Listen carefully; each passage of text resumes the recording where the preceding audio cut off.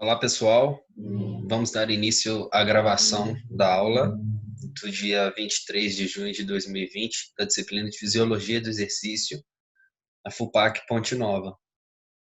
Nesta aula, a gente vai falar sobre a terceira parte, do conteúdo de fadiga central, a última parte teórica, o último conteúdo de aula desta etapa 3. Então, nós vamos focar aqui basicamente nas ações do governador central, que é um mecanismo, de defesa que o organismo tem para evitar situações extremas, com o exercício. Então, a gente percebe que quando há um aumento do trabalho do músculo, do miocárdio, um aumento da frequência respiratória, isso vai estar conectado, a receptores no sistema nervoso central, que vai fazer com que a mecânica respiratória, e cardiovascular, de modo geral, tenha uma alteração, tenha uma inibição, e aí o organismo evita, atingir esses limites máximos, de esforço. Sendo assim, a gente percebe o quanto que a gente tem que entender novamente, ter o equilíbrio, dessas situações, porque a meta de todo treinador, todo preparador físico, é que o atleta possa evitar ao máximo a ação desses mecanismos, para que ele possa ficar a maior quantidade de tempo possível, no desempenho máximo, para ter melhores rendimentos. Mas, ao mesmo tempo, a gente sabe, que isso é uma resposta que pode defender ele de algum tipo de lesão, algum tipo de complicação. A gente foca nessa questão, nesse mecanismo. A gente vai perceber também como que as respostas periféricas, influenciam quimiorreceptores, que tem aí ao longo do nosso corpo, nas células musculares, passam informação também para o sistema nervoso central pelas vias aferentes, e aí vai ter a resposta, uma condição, também aí dessa fadiga periférica. Então, como que isso acontece? Eu quero também pedir para vocês lerem dois artigos, sobre fadiga central, um que vai trazer detalhes desse mecanismo central aí, esse governador central, e outro que vai diferenciar, os conceitos da fadiga central e periférica. Eu vou estar disponibilizando no Moodle. Então, é uma aula mais curta, uma aula para a gente poder aí finalizar o nosso conteúdo e contribuir com a nossa formação. Então, vamos lá, compartilhar o material de aula com vocês. Ele vai estar disponível no Moodle, essa parte 3. Então, a gente tem aqui, uma primeira situação de introdução. Assim, a limitação no exercício está baseada na premissa de que quimiorreceptores no miocárdio, enviaram sinais inibitórios ao sistema nervoso central da capacidade máxima do coração de ser alcançado e reduziram, comandos, para o músculo esquelético, numa tentativa de evitar a resposta isquêmica do coração. Então, antes de o organismo percebendo, que há uma alteração da frequência cardíaca, dos batimentos, do trabalho do miocárdio, então tem esses quimiorreceptores lá na musculatura, que vai levar essas informações lá na região do cérebro, lá no tronco encefálico, e essa informação, vai ser enviada, reenviada pelas vias eferentes até o músculo esquelético, e aí ele vai perder o desempenho. Essa foto aqui, só para a gente contextualizar, ela é a foto daquela maratonista suíça, a Gabriele Andersen, que nas Olimpíadas de Los Angeles, nos Estados Unidos, 1984,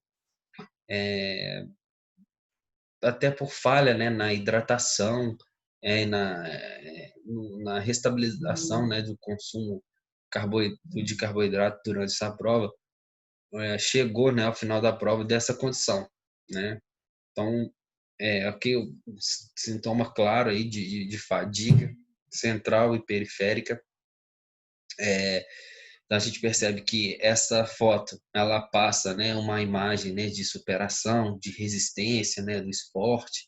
Sempre aí tem canais de televisão como Sport TV que focam nessa foto, mas a gente sabe que essa foto, em termos aí fisiológicos, é de grande irresponsabilidade, devido a falta de preparação da comissão, né, técnica, né, médica, da prova e da própria atleta, em deixá-la completar uma prova uma prova dessa, né, uma maratona, sem ter a restabilização. Então, assim, aqui o mecanismo de fadiga ele foi subestimado, ele foi enfrentado por essa atleta.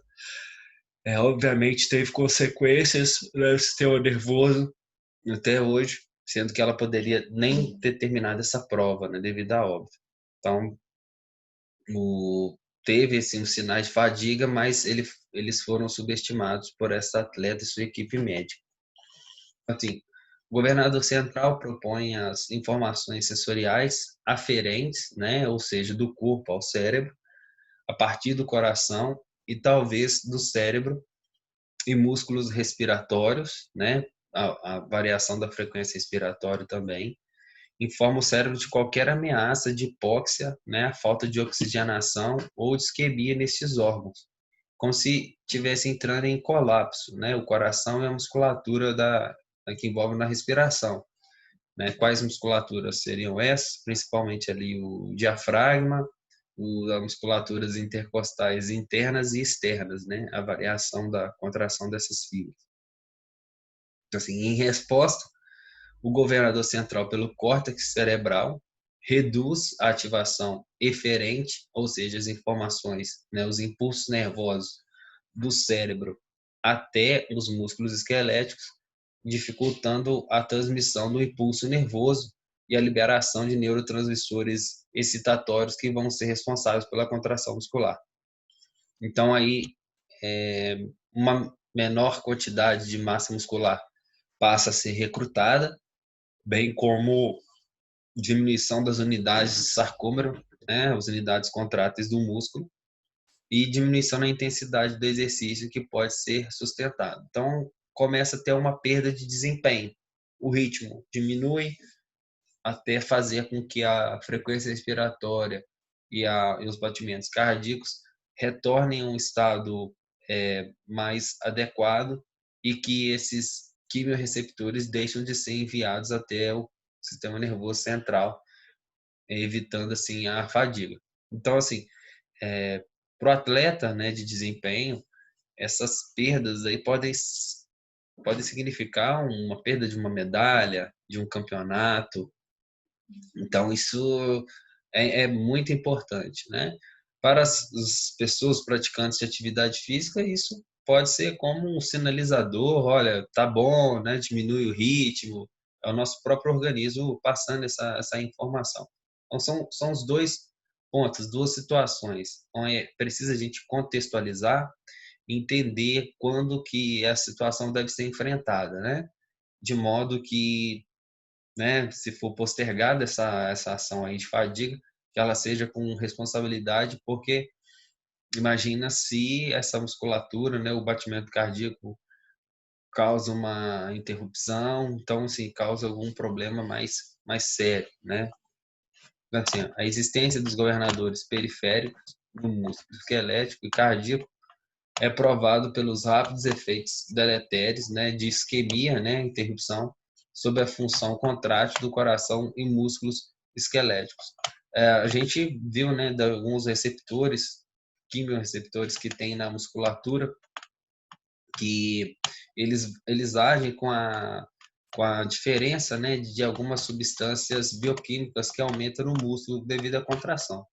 Mas à medida que as reações, né, acontecendo dentro da musculatura, né, de contração, de respiração aeróbia, anaeróbia, alguns subprodutos como o ácido lático, os íons H+, quantidade de gás carbônico vai sendo liberado, vai ter uma mudança do pH da musculatura e essa mudança pode ser responsável por essa informação, sistema nervoso central, da mudança de rendimento, né, que vai acontecer. Então, essa é o mecanismo da fadiga periférica, né? O próprio músculo, através de uma alteração bioquímica da sua composição, passa a informação para o cérebro e aí ela vai perder o desempenho aí de contração. O sistema cardiorrespiratório, especificamente. A hipótese que relaciona, né, a fadiga muscular aguda com o sistema respiratório está baseada nos mecanismos que induzem a oferta inadequada de oxigênio aos principais grupos musculares utilizados em determinada tarefa. Então, assim, quando não há o consumo adequado de oxigênio, nosso corpo vai optar pelas reações, pela respiração anaeróbia, lática e alática. Então, a gente sabe que essas formas de produção de ATP, elas são rápidas, mas em pequenas quantidades. Então, a gente percebe o quão é importante, né, para o organismo se sustentar, ele ter o consumo de oxigênio. Se for no caso de atividades aí, em sprints, né, atividades com durações curtas, e esse atleta já tem aí um limiar anaeróbio mais elevado, ele vai conseguir sustentar por mais tempo essa mudança aí no sistema cardiorrespiratório com essa diminuição, né, da liberação de O2. Mas se for um atleta descondicionado, um atleta iniciante ou uma pessoa iniciante com prática de atividade física, quando tem essa dificuldade, né, da oferta de oxigênio, ela não vai suportar por muito tempo essa prática. A gente viu lá, né, que o limiar anaeróbio ele pode variar, né, em termos da porcentagem do consumo de VO2 máximo. Enquanto algumas pessoas aí têm o seu limiar a partir de 80% do VO2, outras têm ali com 60%, 50% do VO2. Então, quanto maior, né, o percentual do VO2 máximo for o limiar, mais condicionado a pessoa mais tolerável, né, essa diminuição da oferta de O2, ela vai suportar. A redução da oferta desse gás induz ao processo de anaerobiose, que por sua vez influencia indiretamente na redução da tensão gerada pelos músculos, né? Então, conforme eu falei, diminui porque o trabalho não é o mesmo. Enquanto o sistema aeróbio gera em torno de 32, 33 moléculas de ATP, o sistema anaeróbio gera em torno de 3, 4, uma molécula de ATP. Então, ele se esgota mais rápido. E é difícil manter, né, o trabalho sem energia. Então, precisa de uma adaptação, né, consubstancial aí para poder suportar a esses mecanismos. Mas essa diminuição do consumo, como eu falei, é uma ideia de defesa que o organismo tem. Tem mais uma informação aqui, que é para a gente entender o contexto.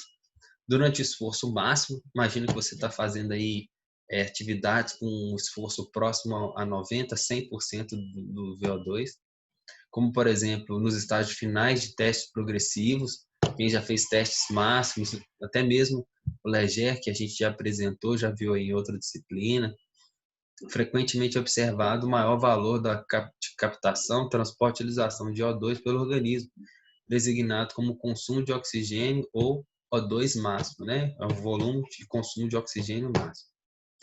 Aí, alguns trabalhos, né, clássicos sugeriram inicialmente que a oferta de oxigênio poderia ser limitada pela rápida passagem de sangue nos pulmões ou pela incapacidade do coração e aumentar a contratilidade. Então, a gente percebe que há uma mudança, né, no débito cardíaco, né, que é a relação entre a frequência cardíaca e o volume de ejeção.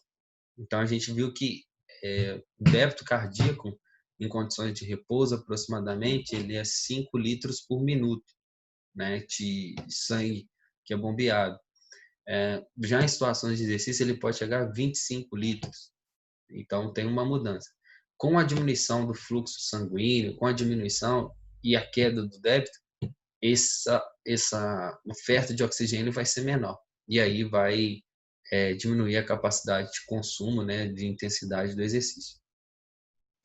Dessa forma, a presença do platô, né, que é aquela steady state, né, estado estável, ao aumento da participação do sistema glicolítico, por sua vez, promoveria fadiga aguda pela depleção de substratos energéticos ou inicialmente pela elevação da concentração de íons de hidrogênio oriundos do ácido lático. Então, aqui é assim, quando a gente está fazendo atividade, só lembrando ali, até atingir o steady state, a gente tem ali o déficit, né, de oxigênio, que é a dificuldade que o organismo tem inicial de captar o oxigênio para produzir energia. São aqueles primeiros minutos. Depois ele atinge o steady state até chegar no débito cardíaco. Aqui nessa situação está dizendo assim que para o organismo suportar, né, para manter o equilíbrio, numa situação em que há diminuição do consumo de oxigênio, ele vai ter que suportar as mudanças que vai haver, né, devido ao produto, né, de elementos, né, de íons que são liberados com o sistema anaeróbio lático. E aí eu chamo a atenção desse íon H+, novamente, né, que aí é fruto, né, do processo, né, da liberação do ácido lático, e é essa acidez, né, essa diminuição do pH que vai ser uma das principais dificuldades, né, do metabolismo de enfrentamento do exercício nessas condições, onde a mudança, né, na liberação de O2 vai fazer com que o, o conteúdo, né, que vai ser liberado diminua a capacidade do organismo de produzir energia. E qual que são essas mudanças? Principalmente a acidificação do meio, né, que vai torná-lo aí mais impróprio, né, às reações que vão produzir ATP. Tá? Então, é mais uma forma dessa adaptação. E aí, quando a gente fala aqui em fadiga aguda, essa fadiga momentânea, tá? Então, imagina, você está pedalando, né, fazendo uma competição de bike, já pedalando aí há 2 horas, e aí tem aquela reta final para você fazer um sprint, e aí qual atleta vai ter vantagem ali que está disputando pela dianteira? Aquele que vai suportar essa fadiga aguda nesse sprint final. Aquele que vai estar aí aumentando o ritmo, aumentando a capacidade de contração, sendo que nesse momento, né, a partir de 2 horas de pedal, o organismo já está entrando em estado de fadiga central e periférica, porque o consumo, né, as fontes de energias aí já praticamente se esgotaram, mesmo havendo uma suplementação. Então aí a pessoa que suportar melhor essa fadiga aguda vai ter melhor desempenho, vai ter melhor resultado. Assim, aí assim ainda com o sistema cardiorrespiratório, a alimentação metabólica iniciada no âmbito extracelular por causa da oferta inadequada de O2 imposta pelo sistema cardiorrespiratório é denominada limitação central. Então, esse é o termo aí correto quando o organismo limita a oferta, né, de oxigênio desse gás aí pelo sangue arterial, né? E aí não só além, né, não só a produção, né, da permuta, né, gasosa, mas sim a captação do oxigênio, que como se o organismo limitasse, né, essa absorção aí. Então essa limitação central.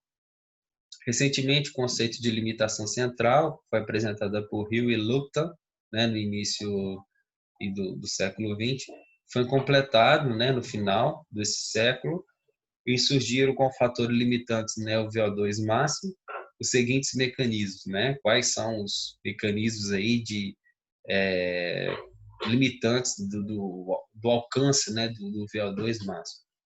A capacidade de difusão pulmonar da troca gasosa, o débito cardíaco máximo, igual eu já falei, a capacidade do sangue de conduzir o oxigênio e as características do músculo esquelético em absorver CO2, sendo os 3 primeiros citados como fatores centrais e o quarto fator como o periférico. Então, só voltando aqui, né? Então, assim, quando a gente faz os testes, né, de VO2, que a gente tem lá que o VO2 de um atleta é 70 ml de O2 por quilo por minuto. Esse é o VO2 máximo. Então, assim, mas para o atleta fazer uma atividade, né, que ele suporte, né, que tenha essa necessidade de consumo, né, de oxigênio a cada massa corporal dele, né, essa informação relativa, isso depende de alguns fatores, né, que estão aí contrapondo a limitação central. Então, o atleta, a pessoa só vai atingir na prática o seu consumo máximo de oxigênio se ele superar essa limitação central. E aí, quais são os fatores que vão estar relacionados com essa limitação central? Foi o que esses autores, o Basset e o Holley, né, daquele até mesmo livro de fisiologia que eu trabalho, disseram. Então, os fatores centrais dessa limitação, os fatores centrais, né, dessa limitação central. A capacidade de fusão pulmonar, a capacidade de troca gasosa. Então, você pensa, pessoas que são fumantes passivas ou ativas, pessoas que têm algum problema asmático, já vai ter dificuldade de atingir esse VO2 máximo, vai ter, de enfrentar essa limitação central. O débito cardíaco. Aí, quando a gente fala em débito cardíaco, a gente tem que pensar na frequência respiratória, na capacidade de contração do coração. Essa capacidade de contração, ela é eficiente a partir de adaptações, como, por exemplo, maior volume diastólico, maior quantidade de sangue que vai ser recebida, além de uma hipertrofia ventricular do miocárdio, mas sem estreitar a camada, né, de recepção de sangue.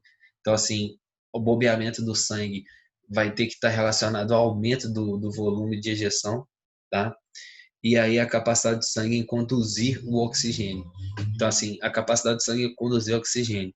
Quais são as mudanças que tem que acontecer aí?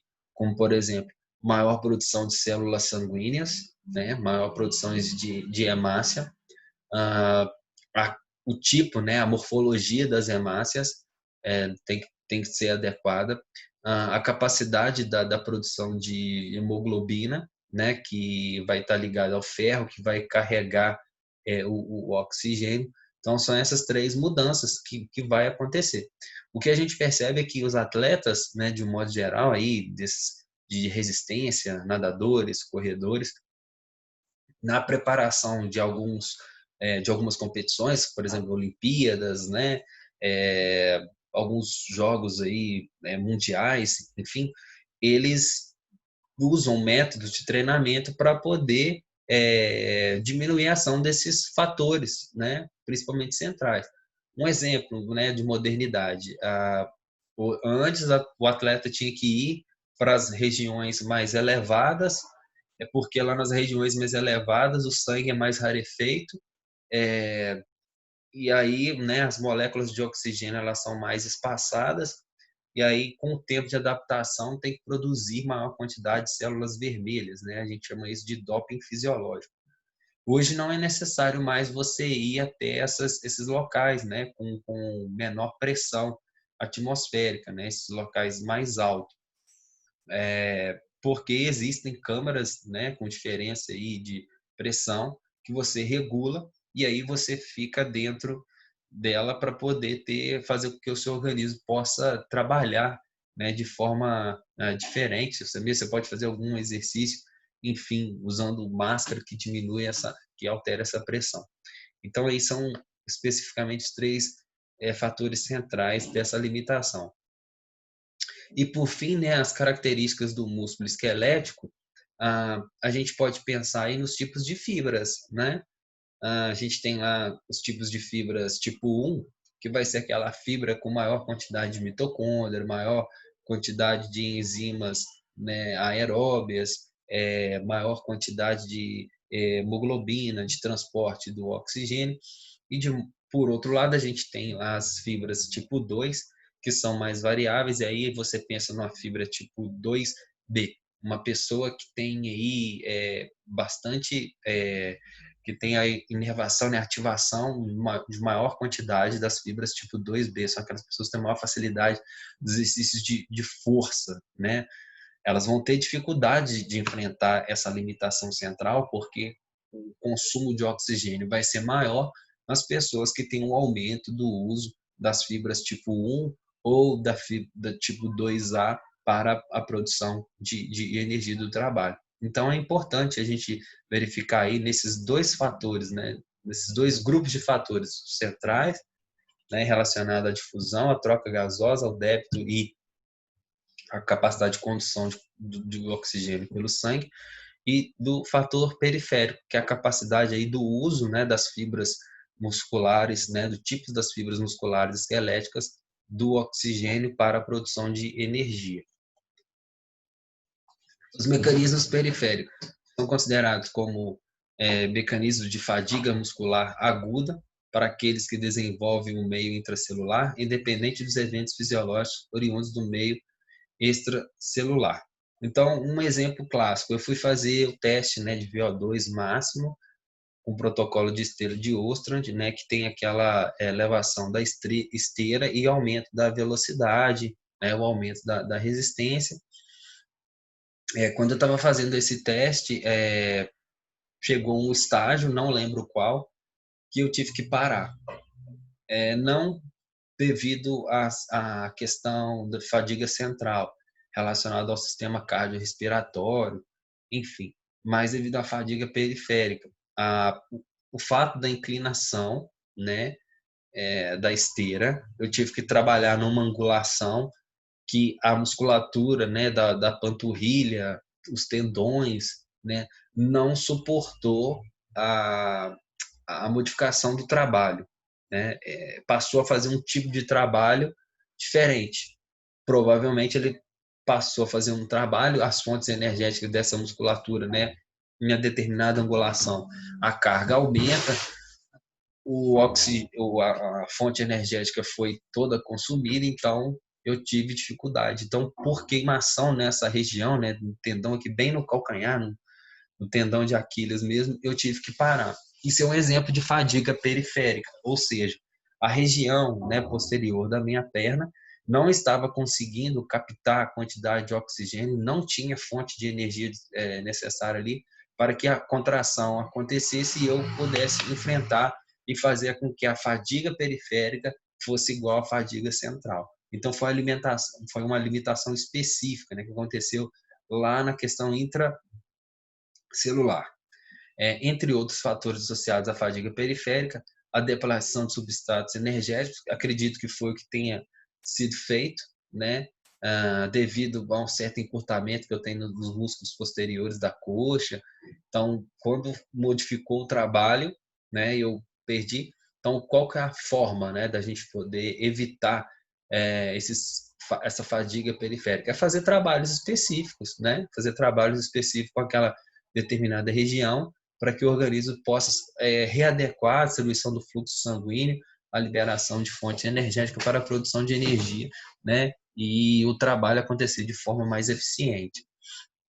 E acúmulo de metabólitos, que foi outra sensação que eu também senti, né? Queimou muito, então a gente sente ali que tinha uma concentração, né, de lactato, de íons H+, de CO2 na região. Então, assim, você tem que, para evitar a fadiga periférica, você tem que, além de aumentar a distribuição, né, dos substratos energéticos, do fluxo de oxigênio, você tem que, isso ajuda, né, na dissipação desses acúmulos metabólicos, né, que eles são, né, quimiorreceptores que vão levar informação para o cérebro que aquele local, aquele grupo muscular tem que diminuir a intensidade porque ele está passando por uma mudança que pode causar danos ao organismo. Pelo menos é assim que o cérebro vai entender. A depleção de substratos energéticos pode interferir na taxa de ressíntese de ATP, é óbvio, né? Então, se você consome todo o estoque, né, de glicogênio muscular naquela região, e todo o glicogênio hepático acabou, e não tem glicose disponível na corrente sanguínea, o seu organismo vai usar ali o sistema, os lipídios, né? E aí a gente vê o quanto mais demorado principalmente para uma pessoa com baixa capacidade cardiorrespiratória. De modo contrário, ele vai usar ali o sistema anaeróbio lático, que vai ter maior produção de metabólitos, né? E aí tende a uma fadiga aguda mais iminente. Então, assim, isso afetará, né, a interação das pontes cruzadas, né, que é o mecanismo da contração muscular, como na reabsorção de cálcio necessário, né, para o início, né, de toda a contração, vamos dizer assim, porque o cálcio vai ligar o sistema troponina, tropomiosina, né, vai tirá-lo, né, vai desimpedir que a quitina se ligue à miosina para ter a contração. Dentre os metabólitos, o ácido lático tem recebido grande atenção, pois apresenta uma elevada relação com os íons H+, os quais seriam agentes depressores da contração muscular. A acidez, né, causada pelo esse íon H+, né, que é responsável pela diminuição do pH, ele está relacionado com a dificuldade da contração muscular. Então, a contração ela diminui, né, com essa informação bioquímica. Então, isso a gente tem que pensar. Então, uma das formas da gente aumentar a nossa capacidade contrátil, suportar cargas maiores por mais tempo de treinamento, é a gente arrumar uma forma de dissipação, né, desses íons H+, que com o aumento do consumo de oxigênio é uma das formas, né? Existe a possibilidade, né, da suplementação de alguns suplementos alimentares, como a beta-alanina, que ela ajuda, né? Ela libera carnosina e aí ela vai ajudando a dissipação desse H+, vai equilibrar o pH. É até um suplemento que causa coceira. Então ele libera esse OH+, você acaba tendo maior possibilidade de contração, né? E aí, então só fica claro que os íons H+, ele é produto das reações, né, formado junto com o ácido lático, tá? Os mecanismos periféricos, todavia, existem evidências mais recentes indicando que ao induzir a redução de aproximadamente 22% do O2 das fibras musculares, estimuladas eletricamente, as concentrações desses metabólitos são mantidas semelhantes a situações de controle, né? Esse aqui relacionado ao ácido lático. Dessa forma, parece que a diminuição dos suplementos de O2 não é o único evento que pode dar origem ao ácido lático, né? Então, assim, existem outros fatores, né, que estão relacionados com o ácido lático. Então, Brooks apontou para a possibilidade da relação casual entre o lactato e as concentrações de epinefrina, né, esse hormônio estimulante, pois foi observada correlação significativa entre essas duas variáveis fisiológicas durante os testes progressivos. Então, à medida que a intensidade do exercício vai aumentando, alguns hormônios estimulantes, como epinefrina, vão aumentando a sua concentração e esses podem estar relacionados com a produção de ácido lático. Então, assim, o que a gente sabia, né, a gente via assim, inicialmente, é que o ácido lático estaria relacionado com o consumo de oxigênio, não é isso? Então, assim, com diminuição do consumo de oxigênio, aumenta a respiração anaeróbia, aí aumenta o ácido lático, mas parece que não é isso. Mesmo com a diminuição, o ácido lático vai aumentando. E aí, quem estudou, quem leu aquele capítulo do livro do Hollows e Powers que eu postei, né, que eu disponibilizei para vocês, mostra que o transporte do ácido lático ele pode até ser usado como uma fonte de energia pelo organismo, né, dependendo das situações. Então, a gente percebe aí que a ação hormonal, a mudança, né, da intensidade, já é suficiente para a produção do lactato. E outro fator, né? A gente estava vendo as alterações no pH resultantes com acúmulo dos íons H+, oriundos do ácido lático, teriam participação direta na inibição da liberação do cálcio. Daí a explicação, né? Por que o pH mais baixo diminui a capacidade de contração, porque diminui a liberação do cálcio do retículo sarcoplasmático nos túbulos T até chegar nas unidades contráteis do sarcômero, né? Então, assim, no tempo de transição do estado de ligação das pontes cruzadas, de forte para fraca, e na inibição das enzimas associadas à glicogenólise, quebra do glicogênio, e glicólise, quebra da glicose, né? Assim, alguma consequência no metabolismo anaeróbio pode ser a verdadeira causa da fadiga periférica, como, por exemplo, o aumento dos fosfatos inorgânicos. O aumento dos fosfatos inorgânicos, eles vão, à medida, né, que o tempo de exercício vai passando, né, que a quebra do ATP vai acontecendo, esses íons inorgânicos eles vão aumentando, né, porque é produto, né, o ATP quebra, vira ADP e libera esse fosfato inorgânico.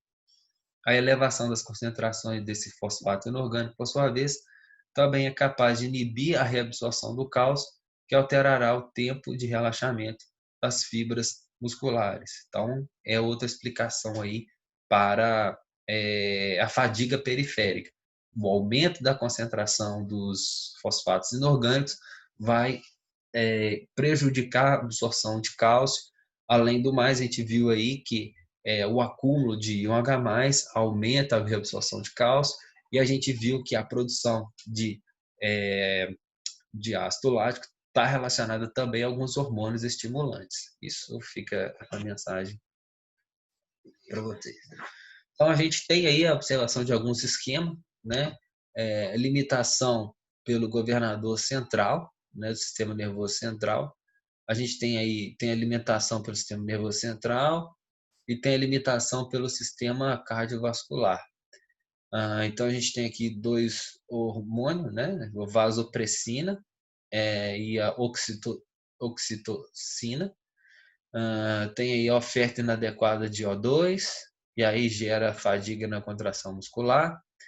E a gente tem aqui a limitação, né? No sistema nervoso central, causado por quem? Dopamina, serotonina e amônia. Aqui dois neurotransmissores inibitórios, e a amônia é um metabólito que é produto, né, de exercícios realizados, né, de forma contínua, prolongada, também em ambientes quentes, que causa hipertermia.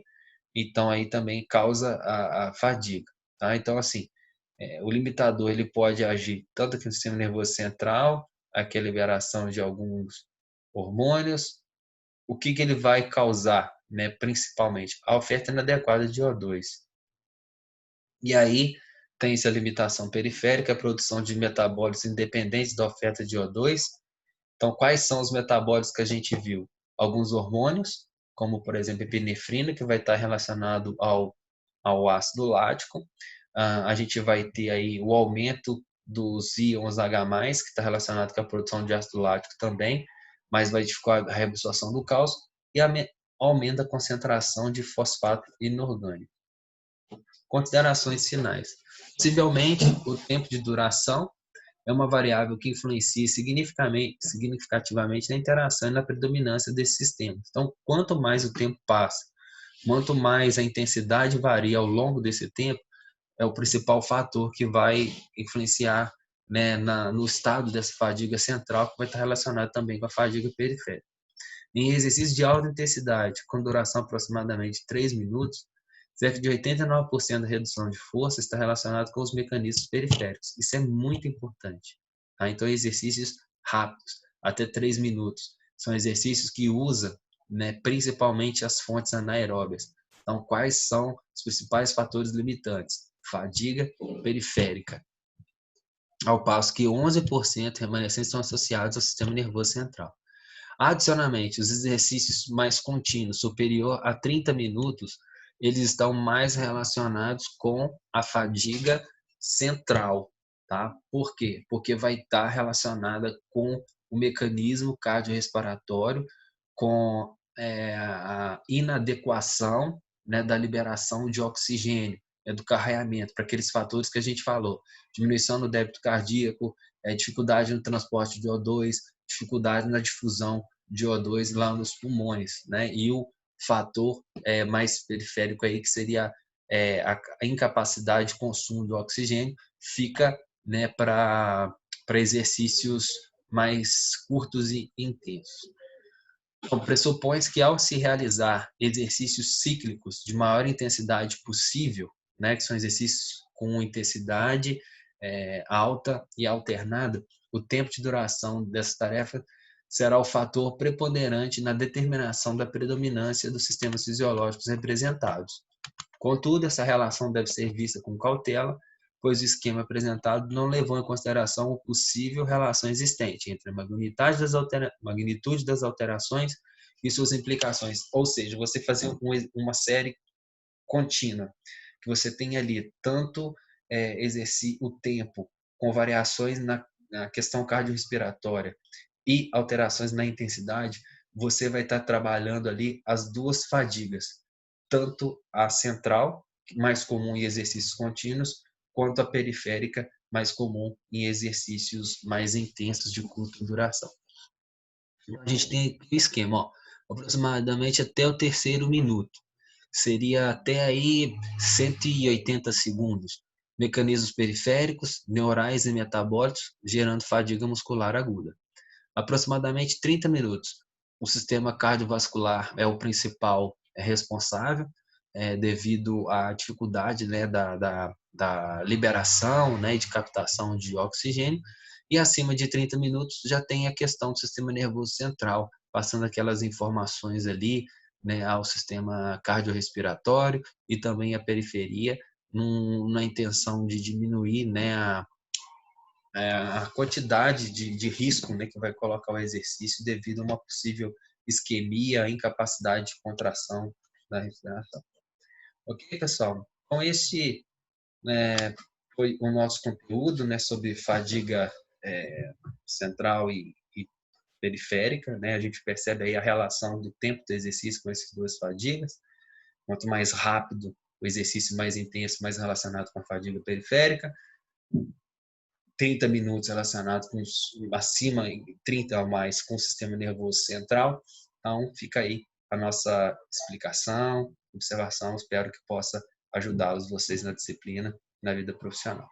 Um forte abraço. Até mais tarde, então, com a atividade avaliativa 2 da etapa 3. Então, não tem aula, é só um tira-dúvida. E quando nós começarmos, né, a partir de 9h20, né, deu 40 minutos de aula, a gente começa a nossa atividade. Forte abraço a todos.